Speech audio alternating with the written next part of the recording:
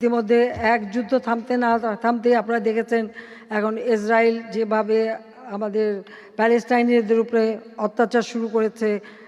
ইতিমধ্যে তাদের অনেক জায়গা তো দখলই করে ফেলেছে, আর এখন তো সেটা একটা অবরুদ্ধ অবস্থা। আমার অনুরোধ থাকবে আন্তর্জাতিক পর্যায়ে যে এগুলি বন্ধ করতে হবে।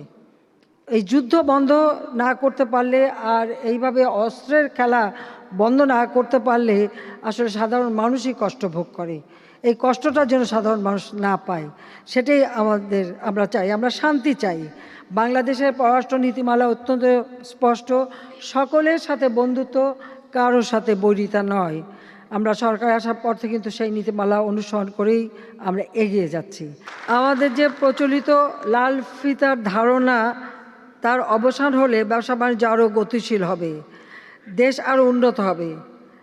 আমাদের একটা মানসিকতা আছে, ওই যে বলে আমলাতান্ত্রিক জটিলতা, ভাবে যে একটু আটকায় রাখতে পারলে, একটু টাইট দিতে পারলে বোধহয় সব ভালো হবে। সবসময় সেটা ভালো হয় না। দ্রুত সিদ্ধান্ত, দ্রুত বাস্তবায়ন, এটাই এই নীতিতে আমি বিশ্বাস করি। তো সেই জন্য আমরা সেই দিকে বিশেষভাবে আমরা দিতে চাই। আমরা চাই যে কাজের ক্ষেত্রে এই লাল ফিতার দৌরত্ব যেন আর না থাকে। আমাদের সরকারি কর্মকর্তা কর্মচারীদেরকে আমরা বলবো যে যত দ্রুত আমরা রাজনৈতিকভাবে সিদ্ধান্ত দিতে পারি, কিন্তু আবার সেখানে মাঝে মাঝে একটু আটকা পড়ে যায়।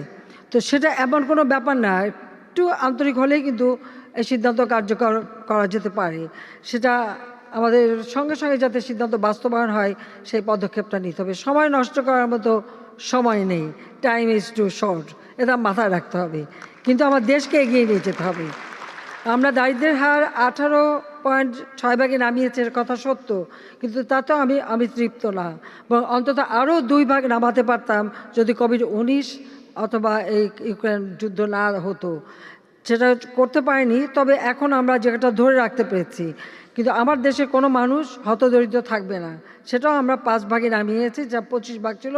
আল্লাহর রহমতে আগামীতে কেউ আর হতদরিদ্র থাকবে না। অন্তত খেয়ে পরে সাধারণভাবে মানুষ যাতে বাঁচতে পারে, সে ব্যবস্থাটুকু আমরা করে দিচ্ছি, আমরা করতে পারবো।